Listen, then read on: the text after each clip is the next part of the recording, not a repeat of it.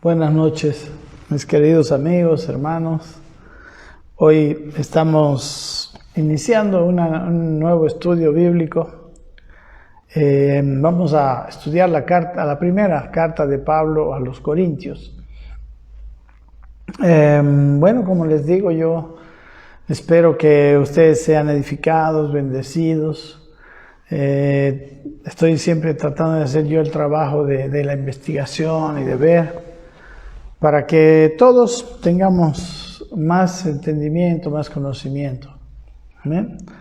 Entonces, como nuestro estudio no es un estudio así, no, pues exegético, yo no tengo conocimientos así tremendos de griego, pero sí es un estudio devocional, ¿no? Contextual del libro de este libro, de la primera carta de Pablo a los Corintios.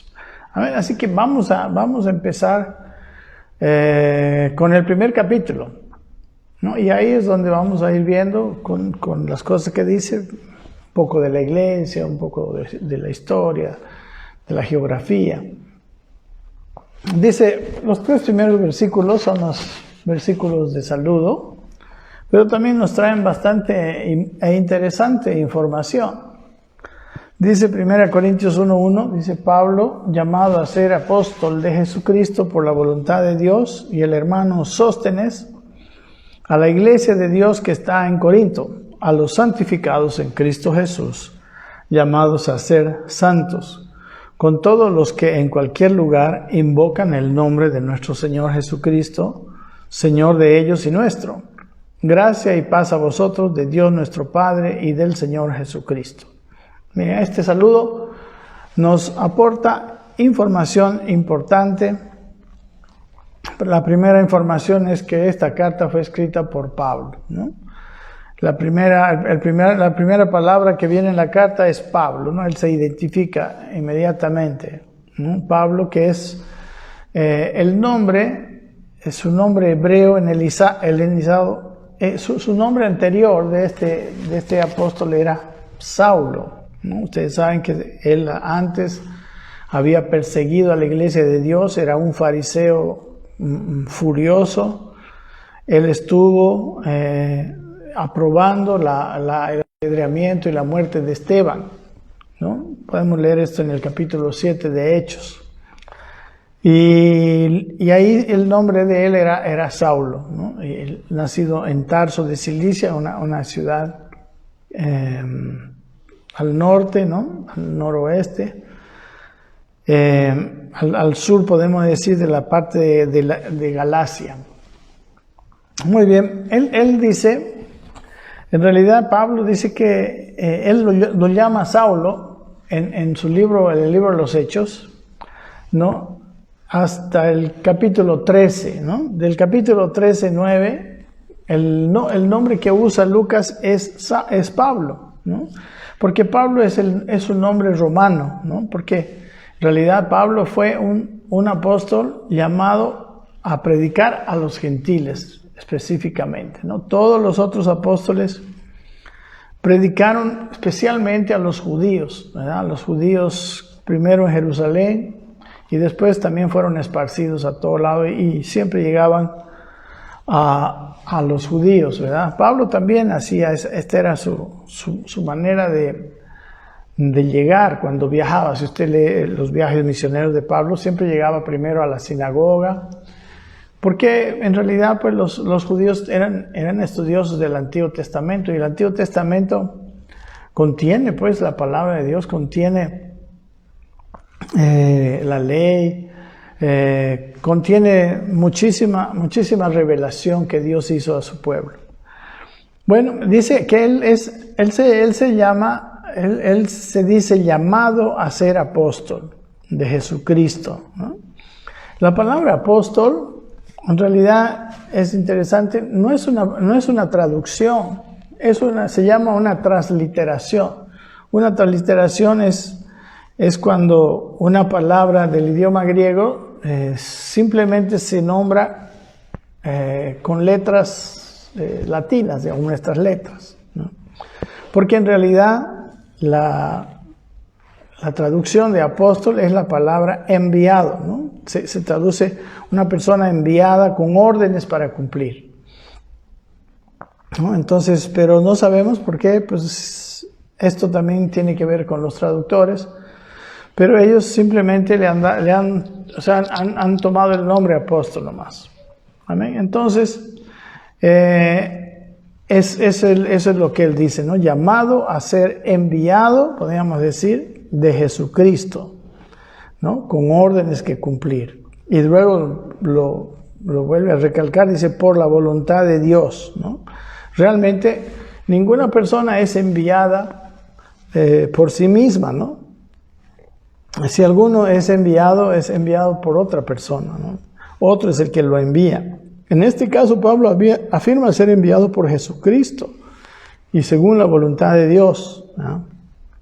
La verdad que es una afirmación muy fuerte, mucho más fuerte de lo que pensamos. Es muy fuerte porque Él viene, si Él es enviado por Dios, ¿no? Las personas que lo están oyendo lo escuchan. Ahora, por ejemplo, los corintios que iban a recibir la carta, esta carta es palabra de Dios, ¿no? Y bueno, la otra alternativa es todo lo contrario. Entonces, si no es enviado de verdad, Él está mintiendo y es un farsante, ¿no?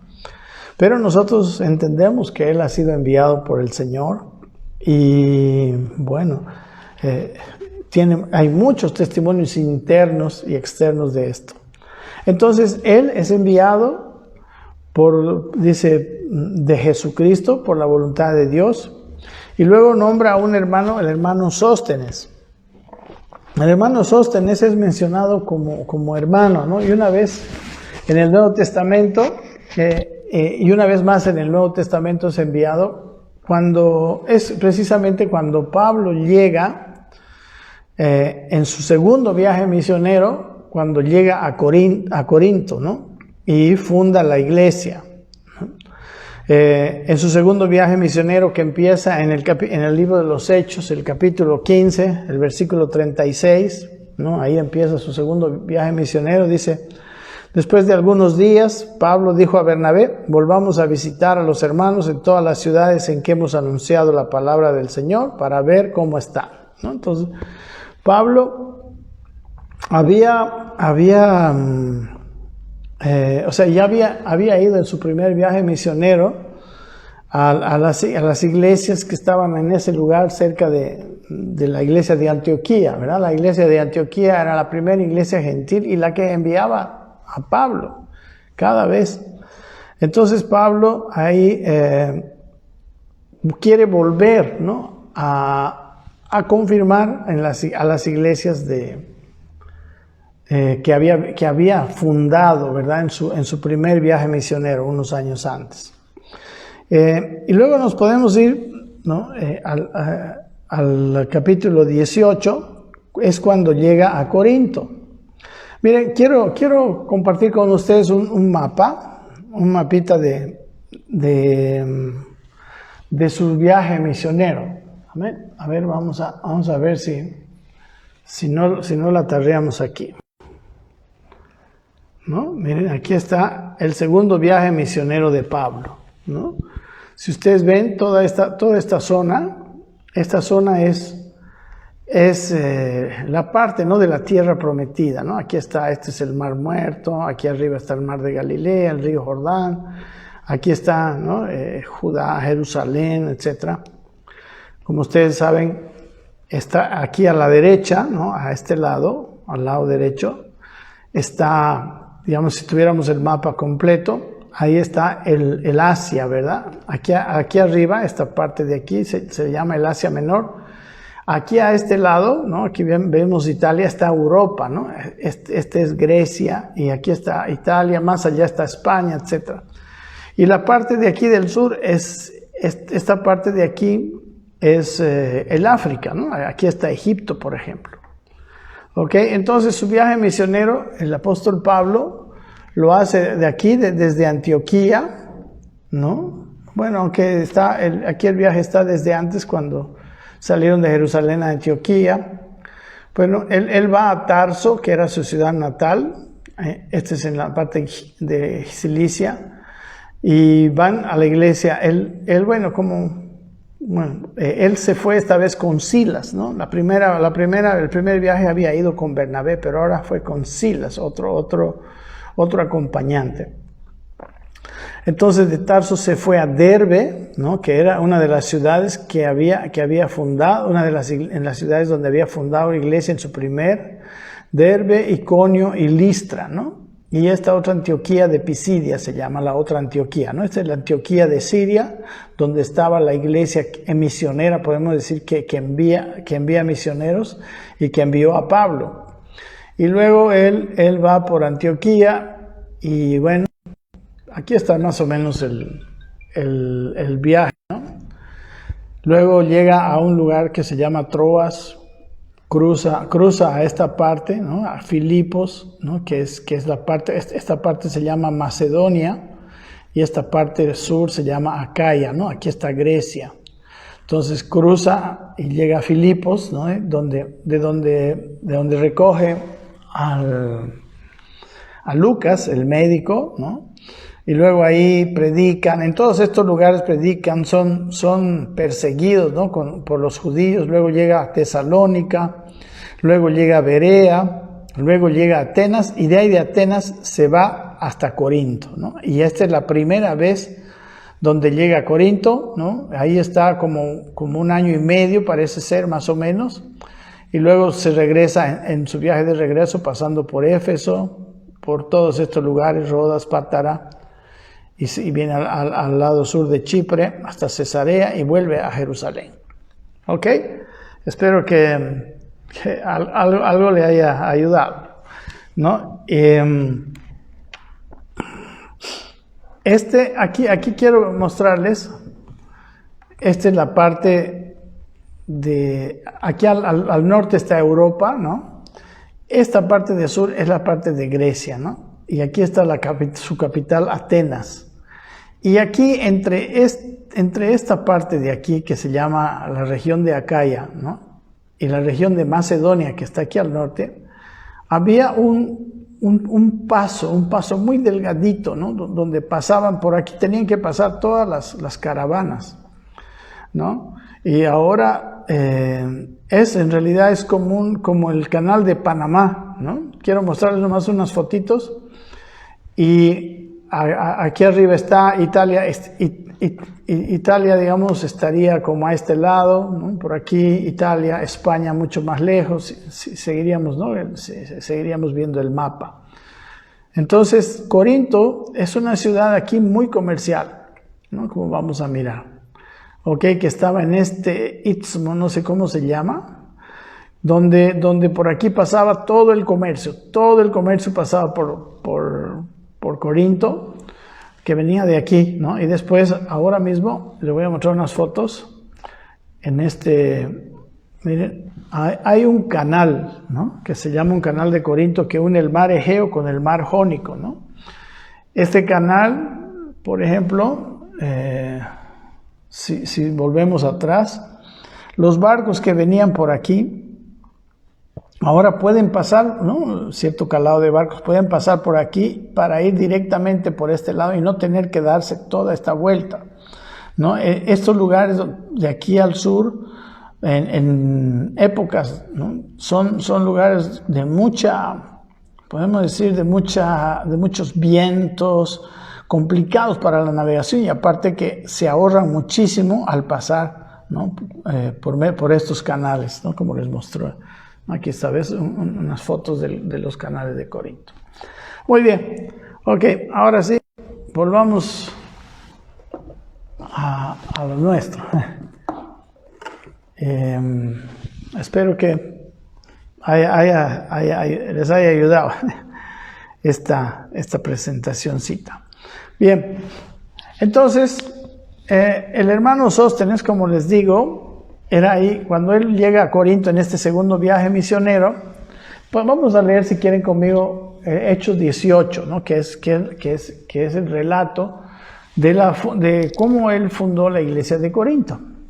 Dice Hechos 18:1, después de estas cosas, dice, Pablo salió de Atenas y fue a Corinto. Y halló a un judío llamado Aquila, natural del Ponto, recién venido de Italia con Priscila, su mujer, por cuanto Claudio había mandado que todos los judíos saliesen de Roma.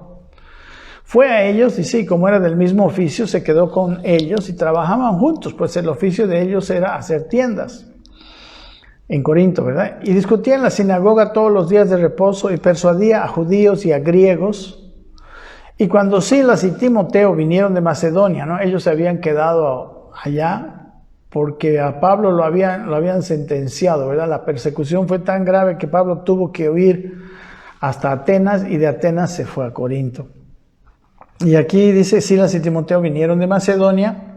Pablo estaba entregado por entero a la predicación de la palabra, testificando a los judíos que Jesús era el Cristo. Pero oponiéndose y blasfemando estos, les dijo, sacudiéndose los vestidos, vuestra sangre sea sobre vuestra propia cabeza. Yo, limpio, desde ahora me iré a los gentiles. ¿Verdad? Se iba a ir, te iba a dejar de predicar en la sinagoga e iba a empezar a predicar a los que no eran judíos.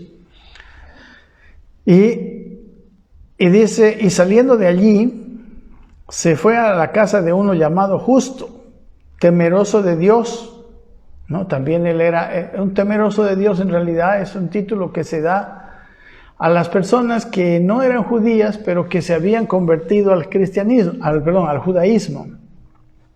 Y este Justo, dice, tenía una casa la cual estaba junto a la sinagoga. Versículo 8.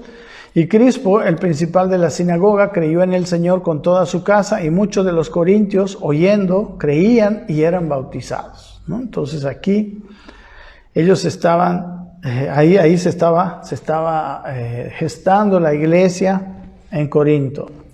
Y dice, entonces el Señor dijo a Pablo en visión de noche, no temas, sino habla y no calles, porque yo estoy contigo y ninguno pondrá sobre ti la mano para hacerte mal, porque yo tengo mucho pueblo en esta ciudad. Miren cómo Dios tenía un pueblo en esta ciudad de Corinto, a la ciudad a la cual va dirigida esta carta. Y dice, y se detuvo allí 1 año y 6 meses, ¿verdad? 1 año y medio habíamos dicho, enseñándoles la palabra de Dios. Dice, pero siendo Galión procónsul de Acaya es precisamente la parte sur, ¿no? ¿Se acuerdan que arriba estaba la Macedonia y abajo era Acaya, donde en realidad eso es Grecia, ¿no? Cuya capital era Atenas? Y Galión, procónsul de Acaya, era un romano que había sido designado como un gobernador, ¿verdad?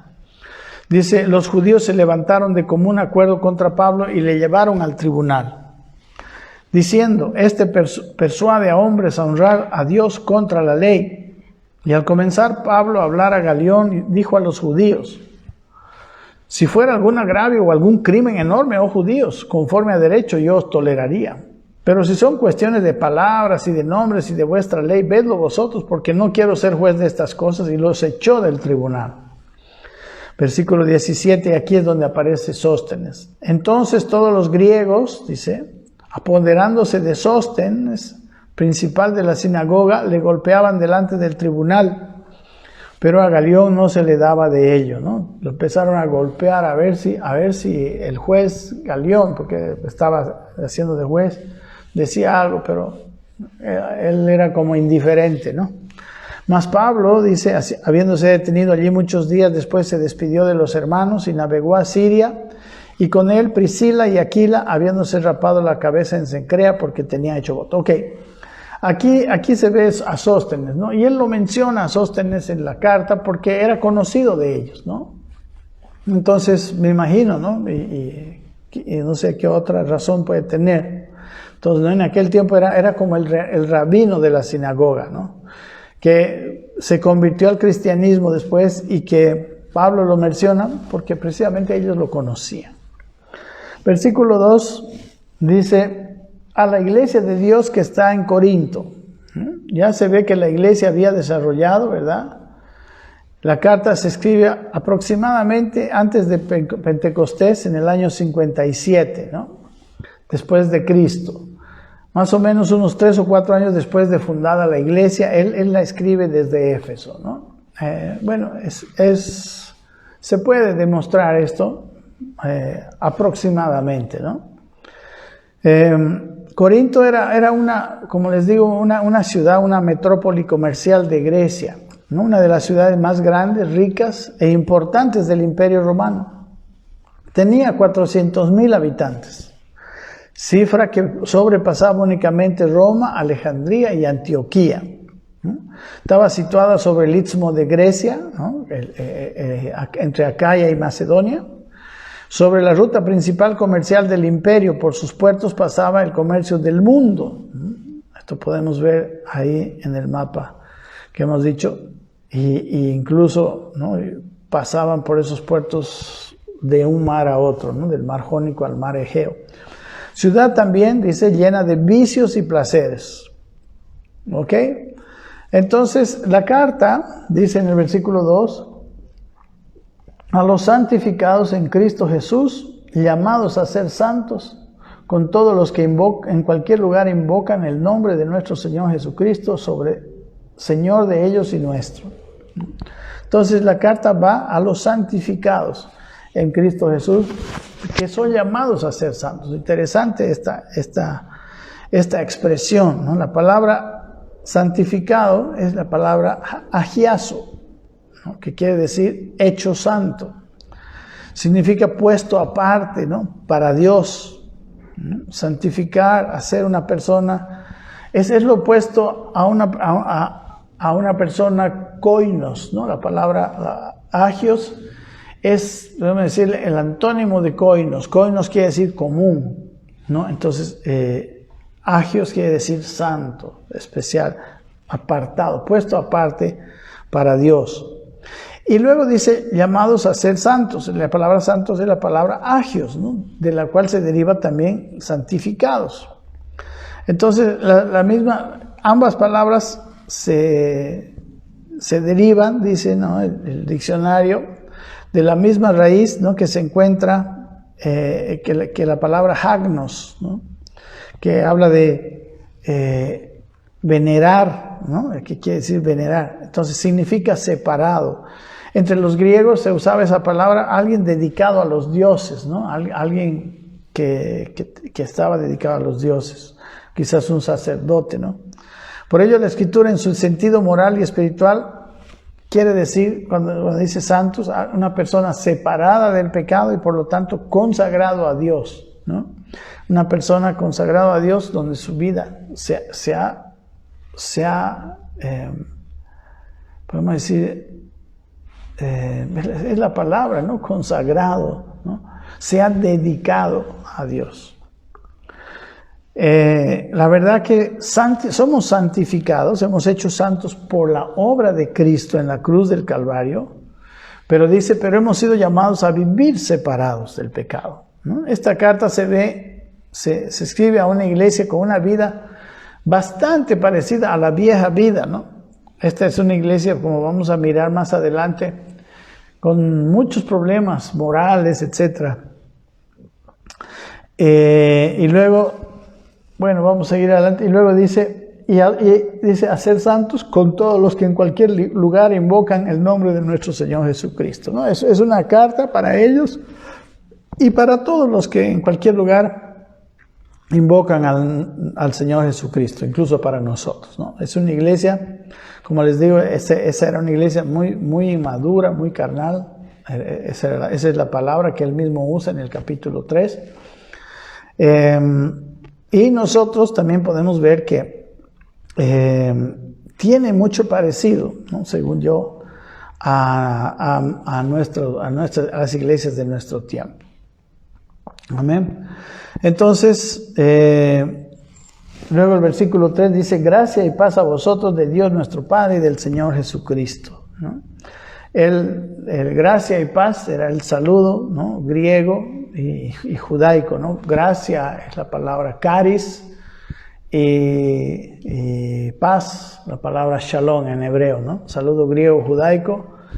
Como enviados de Dios, digamos, el Señor Jesucristo los saluda en su nombre. Por eso dice, gracia y paz a vosotros de Dios nuestro Padre y del Señor Jesucristo. Él se arroga la representación de Dios y del Señor Jesucristo, claro, como enviado, ¿verdad? Como les digo, o es verdad esto, o Él es un gran farsante, ¿verdad? Y esto es lo que podemos decir, ¿no? Él es realmente, tenemos, ¿no?, que tomar estas palabras, las palabras que habla Pablo, como palabra de Dios, por haber sido enviado. Vamos al siguiente pasaje del versículo 4 al 9, donde vamos a seguir entendiendo más cosas acerca de la iglesia, y luego más adelante vamos a ver los motivos, ¿no?, principales de la carta. Pero aquí dice, vamos a leer del versículo 4 al 9. Dice: gracias doy a mi Dios siempre por vosotros, por la gracia de Dios que os fue dada en Cristo Jesús, porque en todas las cosas fuisteis enriquecidos en Él, en toda palabra y en toda ciencia, así como el testimonio acerca de Cristo ha sido confirmado en vosotros, de tal manera que nada os falta en ningún don, esperando la manifestación de nuestro Señor Jesucristo, el cual os confirmará hasta el fin, para que seáis irreprensibles en el día de nuestro Señor Jesucristo. Fiel es Dios, por el cual fuisteis llamados a la comunión con su Hijo Jesucristo. Miren, es muy precioso el versículo 4. Él da gracias a Dios, él está agradecido por Dios. ¿Por qué? Por la gracia que le fue dada en Cristo Jesús, ¿no? ¿Qué es la gracia? Resumidamente, podemos decir, la gracia es esa cualidad de Dios, yo le puse así, ¿no?, por iniciativa propia de Dios, sin requerimiento alguno, por su propio gusto y placer, en este caso, dar la salvación a los hombres, sin requerimiento ni mérito alguno, ni pago, más que la fe en la obra perfecta que hizo su Hijo Jesucristo, para que precisamente nosotros gratuitamente, ¿no?, sin tener que ganarnos y pagar, seamos perdonados de nuestros pecados. Porque Él que cargó, ¿no?, el pecado, la sentencia de los pecados que venían contra nosotros, fue Jesucristo en la cruz del Calvario. Entonces, Él dice: yo doy gracias a Dios por vosotros, por esa gracia que les ha sido dada, esa bendición gratuita de la salvación que les ha sido dado, ¿no?, por nuestro Señor Jesucristo, en Cristo Jesús. Amén. Entonces, en Cristo Jesús dice, porque precisamente, ¿no?, es nuestra fe en Él la que nos hace llegar a esa gracia, porque Él es el que fue y pagó por nosotros, por nuestros pecados en la cruz. Versículo 5 dice: en todas las cosas porque en todas las cosas fuisteis enriquecidos en Él, en toda palabra y en toda ciencia, ¿no? Pablo habla de que los corintios fueron enriquecidos en Cristo, ¿no?, porque está hablando de Cristo. Y mis queridos hermanos, qué preciosa es esta gracia de Dios, porque esta gracia de Dios no solo es el perdón, se manifiesta, ¿no?, en el perdón de nuestros pecados, sino también innumerables beneficios que vienen de esta gracia de Dios, ¿no? Beneficios que nos tienen que ser revelados, como vamos a mirar más adelante en el capítulo 2, pero que lamentablemente muchos de los corintios, por su vida carnal, no podían entender. Ellos no podían tener acceso, no podían, porque sabe que cuando yo no conozco esos beneficios, yo no conozco los beneficios, tampoco puedo disfrutarlos, tampoco puedo usarlos, ¿no? Mire, el mismo apóstol Pablo le escribe a la carta, en su carta a los Efesios, ¿no?, la iglesia de Éfeso, una iglesia bastante diferente de la de Corinto, ¿no?, una iglesia muy espiritual, una iglesia muy consagrada. Miren lo que le dice en el capítulo 1 de Efesios, hablando, ¿no?, de todo lo que nos enriquece la gracia. Y habla aquí que Dios tiene que revelarnos, Dios tiene que mostrarnos esos beneficios. Aquí en este capítulo 1 de Efesios están algunos. Miren lo que dice, versículo 15, Efesios 1:15. Dice, por esta causa, dice, también yo, habiendo oído de vuestra fe en el Señor Jesús y de vuestro amor para con todos los santos. Miren, la fe, que es lo que nos hace entrar en la gracia, y el amor, que es el fruto mayor de una vida madura, ¿no? No hay fruto más grande que el amor, ¿no? Cuando una persona ama, es una persona que está madurando en Cristo. No son los dones, no es el conocimiento, no, el amor con el cual hace las cosas. Aquel espíritu incluso bien parecido a Dios, ¿verdad? Ese espíritu de gracia, ese espíritu que da sin esperar nada, ¿no? Ese espíritu que da porque es un gozo dar, ¿no? Dios se goza, Él se goza en repartir la gracia. Y de hecho, lo que Él está queriendo hacer en toda esta humanidad es repartirla, esa gracia maravillosa, ¿no? Que esa obra de su Hijo Jesucristo llegue a más personas, ¿verdad? Que más personas se beneficien. Y bueno, dice el capítulo 1 de Efesios, versículo 16, dice, no ceso de dar gracias por vosotros, haciendo memoria de vosotros en mis oraciones. Oraba por los efesios. Dice, para que el Dios de nuestro Señor Jesucristo, el Padre de gloria, dice, os dé espíritu de sabiduría y de revelación en el conocimiento de Él. ¿No? Miren, aquí habla de dos palabras, sabiduría y de revelación, para conocerle a Cristo. A Cristo, más adelante, Pablo en esta carta dice, si yo he conocido a alguien en la carne, ahora ya no lo conozco así, ahora yo lo conozco desde el Espíritu. Y aun si a Cristo conocí en la carne, ahora ya no lo conozco así, ¿no? La gente que lo conoció de su tiempo, lo vio, lo admiró, pero también lo crucificó, ¿verdad? No tuvieron una revelación de Él, no lo conocieron más que sus apóstoles que lo siguieron, y los discípulos, ¿verdad? Que fueron muchos también. Dice, versículo 18, alumbrando, ¿no? Entonces, él está orando para que Dios les dé un espíritu de sabiduría y revelación, primero en el conocimiento de Él. Versículo 18 dice, alumbrando los ojos de vuestro entendimiento, ¿no? Vuestra mente, para que sepáis cuál es la esperanza a la que Él os ha llamado. Él nos ha llamado a una esperanza. Él tiene una obra terminada, ¿no? Una obra terminada. La esperanza habla de algo futuro, ¿no? Nuestra salvación completa está en el futuro, ¿no? Ahora tenemos la salvación de nuestro espíritu y nuestra alma es la que se está salvando por la transformación de nuestra mente, nuestro entendimiento y la sanidad de nuestras emociones, ¿no? Y la entrega de nuestra voluntad, las tres partes del alma, ¿no? Como dijo que todo nuestro ser debía ser santificado, espíritu, alma y cuerpo. Entonces, Dios quería que lo conozcan a Él, que conozcan la esperanza a la que habían sido llamados.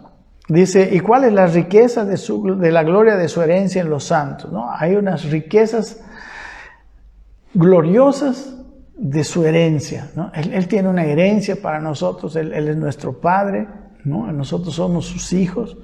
Hay una herencia que Dios quería que ellos tuvieran un espíritu de sabiduría y de revelación para saber cómo es, porque si yo no sé cuál es mi herencia, entonces ¿cómo puede ser que yo la disfrute? Y luego dice el versículo 19, dice, ¿y cuál? La supereminente grandeza de su poder para con nosotros los que creemos. También Él quiere que sea revelado su poder en nosotros los que creemos, dice. Estamos en Efesios 1:19, según la operación del poder de su fuerza, la cual operó en Cristo, resucitándole de los muertos y sentándole a su diestra en los lugares celestiales.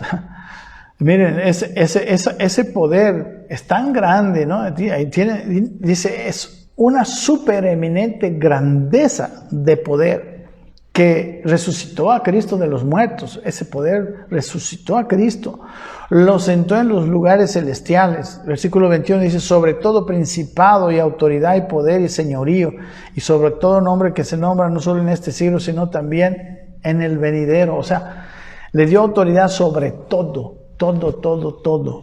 Y dice, y sometió todas las cosas bajo sus pies, este poder, que Dios quiere que conozcamos. Y que dice, para los que creemos, dice, ¿verdad? Aquí en el versículo 19 dice, ¿y cuál la supereminente grandeza de su poder para con nosotros los que creemos? La fe, mis amados, es tan poderosa, ¿no? Que permite la operación del poder supereminente, grande de Dios. Y luego dice, versículo 22, sometió todas las cosas bajo sus pies y lo dio por cabeza sobre todas las cosas a la iglesia, ¿no? Ese poder lo hizo cabeza de la iglesia, la cual es su cuerpo, dice, la plenitud de aquel que todo lo llena en todo. La iglesia es la plenitud de Dios en esta tierra. En esta tierra no hay otro representante de Dios más que la iglesia.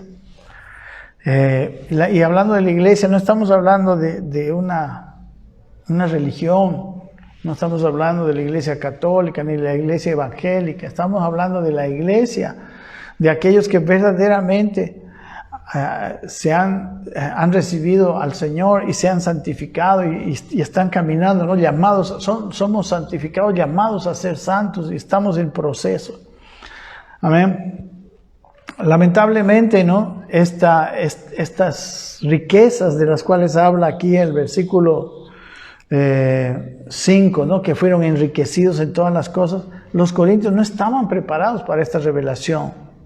Miren lo que le dice aquí en esta misma carta a los corintios en el capítulo 3. Dice, de manera que yo, hermanos, dice, no pude hablaros como a espirituales, sino como a carnales, como a niños en Cristo. Os di a beber leche y no vianda, por aún no erais capaces, ni sois capaces todavía. Dice, porque aún sois carnales. O sea, está hablando de la revelación, del entendimiento, incluso de estas riquezas, ¿verdad? Entonces ellos fueron enriquecidos, como dice aquí, en toda palabra y en toda ciencia. Hermanos, de nuestra condición humana caída a la nueva condición de hijos herederos con una nueva naturaleza. Todo eso, y ahora en Cristo, mis hermanos, estamos en una condición 1000 veces mejor, millones de veces mejor. Dice en toda palabra, ¿no? La palabra es el logos, ¿no? El logos es la palabra, nosotros la conocemos, el logos es la palabra escrita, se decía logos de la ley también. Entonces ellos habían recibido el ministerio de Pablo. Miren, por 1 año y medio estuvo Pablo predicando, y el ministerio, luego el ministerio de Apolos, luego también estaban con él Priscila y Aquila, otros predicadores también. Según esta carta sugiere también que por ahí estuvo hasta Pedro, ¿no? Entonces ellos le dieron toda palabra y en toda ciencia, dice, ¿no? La palabra ciencia es la palabra gnosis, que quiere decir saber, conocimiento, búsqueda, investigación, ¿no? Que viene de la palabra nous, que quiere decir mente. Entonces ellos habían sido enriquecidos en todo conocimiento, ¿no? Versículo 6 dice, así como el testimonio acerca de Cristo ha sido confirmado en vosotros, ¿no? El testimonio de Jesucristo, la palabra testimonio, la palabra marturión, ¿no? Que quiere decir evidencia dada, ¿no? Dar testimonio quiere decir testificar, es una evidencia. Ese testimonio, esa evidencia de Cristo ha sido confirmado, ¿verdad? La palabra confirmado es la palabra bebayo, que quiere decir afirmar, ¿no? Confirmar es asentar, ¿no?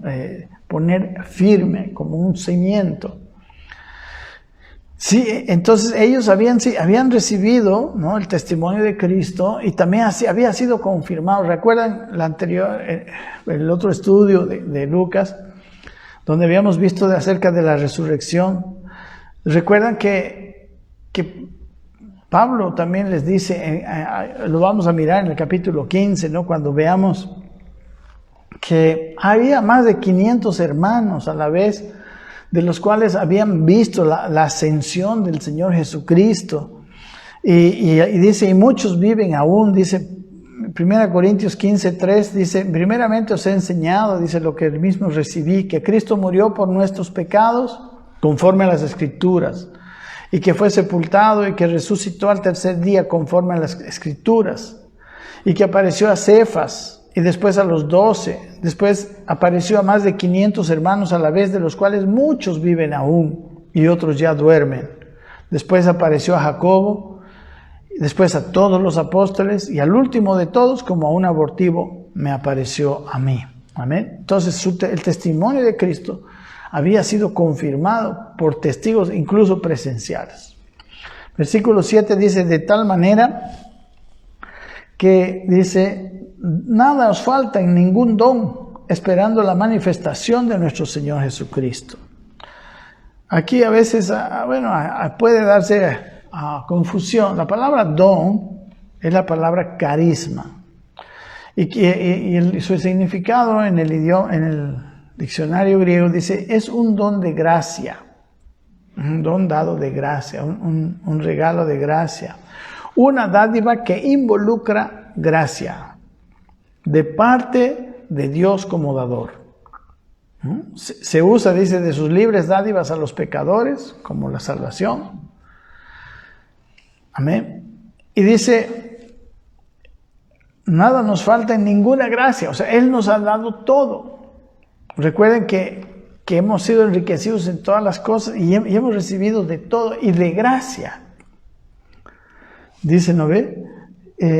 Esperando la manifestación de nuestro Señor Jesucristo, ¿no? La palabra manifestación es la palabra apocalipsis, que quiere decir algo desvelado, develado, descubierto, ¿no? De la palabra calupto, esconder, cubrir, ¿no? Entonces, manifestación es sacado de lo que está escondido y puesto a la luz, ¿no? La manifestación de Jesucristo habla de que ese Jesucristo se va a hacer visible. Y miren, no está usando la palabra parusia, no está hablando, de la manifestación de nuestro Señor Jesucristo, no está hablando de la venida, como algunos dicen, del Señor Jesucristo. Aquí está hablando la manifestación, la aparición. ¿Dónde quiere aparecer el Señor Jesucristo? El Señor Jesucristo. Por eso nos ha dado los dones, por eso los dones nos edifican, como vamos a mirar en el capítulo 12 de este libro, para que Él sea visto y manifestado a través de nosotros. Amén. Y cuando dice, esperando la manifestación de nuestro Señor Jesucristo. Amén. La manifestación, la aparición. Ese es el deseo más grande de Dios con cada uno de sus hijos. Que Cristo sea visto en nuestras vidas. Es el deseo más grande para cada uno de nosotros. Y es la razón por la cual Él nos ha salvado. Él no nos ha salvado para dejarnos igual. Él nos ha salvado para amarnos y para que a través de ese amor Él nos transforme. La transformación de nuestras vidas no es algo opcional. Está en el propósito, vamos a decir, en el centro del propósito de Dios. Amén. Y aquí dice el versículo 8, el cual también os confirmará, ¿verdad? La manifestación. Dice, hasta el fin, para que seáis irreprensibles en el día de nuestro Señor Jesucristo. Palabra irreprensibles, miren, significa una persona que no puede ser llamada a rendir cuentas. Esto no tiene acusación alguna, ¿no? Como resultado de una investigación pública queda irreprensible. No es una absolución, no. Es la inexistencia de cualquier tipo de cargo, de pecado o de acusación que tiene. Amén. Y dice que esto es lo que dice, que así tenemos que estar. Amén. El día de nuestro Señor Jesucristo. ¿Qué es el día de nuestro Señor Jesucristo? Bueno, yo tengo unos cuantos versículos. Recuerden que Él dice que debemos estar irreprensibles para el día de nuestro Señor Jesucristo, ¿no? Más que nada, es muy probable que ese sea un día donde Él viene y nos va a tomar examen, nos va a examinar. Amén. En Romanos 2:16 dice, en el día en que Dios juzgará por Jesucristo los secretos de los hombres conforme a mi evangelio. ¿No? Miren lo que dice en este Romanos 2, donde habla de ese día de Jesucristo como un día en que juzgará los secretos de los hombres. Miren lo que dice desde el versículo 14, Romanos 2:14, dice, pero porque cuando los gentiles que no tienen ley, dice, hacen por naturaleza lo que es de la ley, estos, aunque no tengan ley, son ley para sí mismos. ¿No? Estaba hablando Pablo de los cristianos gentiles, ¿verdad? Que ellos no habían conocido, pues como los cristianos judíos, no habían tenido un aprendizaje de la ley. Los cristianos gentiles habían tenido, simplemente han recibido a Cristo y estaban aprendiendo, ¿verdad?